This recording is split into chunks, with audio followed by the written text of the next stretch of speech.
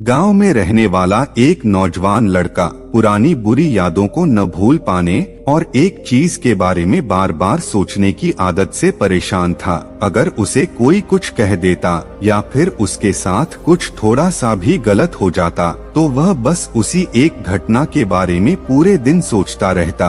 वही बात उसके दिमाग में हर समय घूमती रहती। फिर वह या तो अपने साथ हुई किसी दुर्घटना के लिए अपनी किस्मत और भगवान को कोसता रहता या फिर अपने मन में उस इंसान से बदला लेने के लिए ख्याली पुलाव पकाता रहता था जिसने उसे कुछ कह दिया था या उसके साथ कुछ गलत किया था। अपनी इस ज्यादा सोचने की आदत की वजह से ना तो लोगों के साथ उसके अच्छे रिश्ते थे और ना ही वह किसी काम को अच्छे से कर पाता था। वह हर समय तनाव और मानसिक अशांति की स्थिति में रहता था। उसकी ऐसी हालत को देखकर उसके एक मित्र ने उसे सलाह दी कि यहाँ पास के ही एक बौद्ध आश्रम में एक ज़ेन मास्टर रहते हैं, तो उनके पास जाओ। वे तुम्हारी इस मानसिक समस्या का कोई न कोई समाधान अवश्य बताएंगे। वह नौजवान लड़का ज़ेन मास्टर के पास जाता है और अपनी समस्या उन्हें बताता है कि कैसे वह किसी घटना के बारे में बार बार सोचता रहता है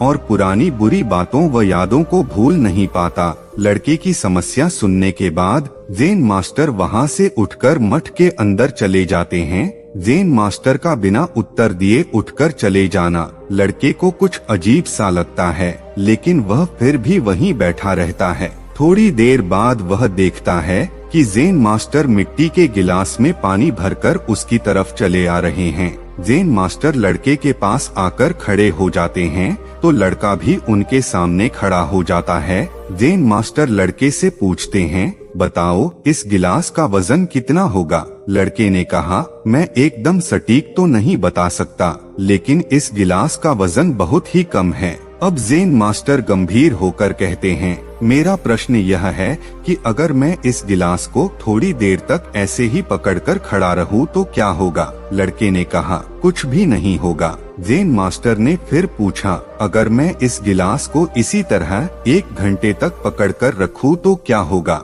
लड़के ने कहा, आपके हाथ में दर्द होना शुरू हो जाएगा। ज़ेन मास्टर ने फिर प्रश्न किया, अगर मैं इस गिलास को ठीक इसी तरह पूरे दिन पकड़कर रखूं तो क्या होगा? लड़के ने गंभीरता से कहा, आपके हाथ में बहुत ही भयंकर दर्द होना शुरू हो जाएगा। आपका हाथ सुन्न हो सकता है, आपके मांसपेशियों में भारी तनाव आ सकता है और यहाँ तक कि आपके हाथ को लकवा मार सकता है। ज़ेन मास्टर ने फिर पूछा, क्या इस दौरान गिलास का वजन बदला? लड़के ने कहा, नहीं, वजन तो वही रहा। तब भला हाथ में दर्द और मांसपेशियों में तनाव क्यों आया? ज़ेन मास्टर ने पूछा। लड़के ने जवाब दिया, बहुत समय तक पकड़े रहने के कारण। ज़ेन मास्टर ने फिर कहा, अब इस दर्द से छुटकारा पाने के लिए क्या करूं? लड़के ने कहा, गिलास को नीचे रख दीजिए। ज़ेन मास्टर ने कहा, बिल्कुल सही, और जीवन की परेशानियां भी कुछ इसी तरह होती हैं। इन्हें कुछ देर तक अपने दिमाग में रखिए और लगेगा कि सब कुछ ठीक है। उनके बारे में ज्यादा देर सोचिए और आपको पीड़ा होने लग जाएगी, और इन्हें और भी देर तक अपने दिमाग में रखिए तो यह आपको असहाय, अंत और पागल करने लगेंगी और आप कुछ भी नहीं कर पाएंगे। ज़ेन मास्टर ने लड़के की तरफ इशारा करते हुए कहा, अपने जीवन की दुखद घटनाओं और गलतियों के बारे में सोचना जरूरी है, लेकिन उससे भी ज्यादा जरूरी है उनसे सीखकर आगे बढ़ना चाहिए। अगर तुम एक ही बात को पकड़े बैठे रहोगे तो यह ठीक उस गिलास की तरह तुम्हारे जीवन में दर्द पैदा कर देगा। अगर तुम आज अपने अतीत को लेकर बैठे रहोगे तो यह आज भी तुम्हारे हाथ से निकल जाएगा और फिर तुम इस समय के लिए पछताओगे। तो अपने अतीत के लिए जैसा इंसान बनना चाहते हो या जिन गलतियों के लिए पश्चाताप कर रहे हो, आज से ही वैसा इंसान बनने का प्रयास करो और कोशिश करो कि आज वही गलतियां न करो जिनके लिए तुम्हें भविष्य में पछताना पड़े।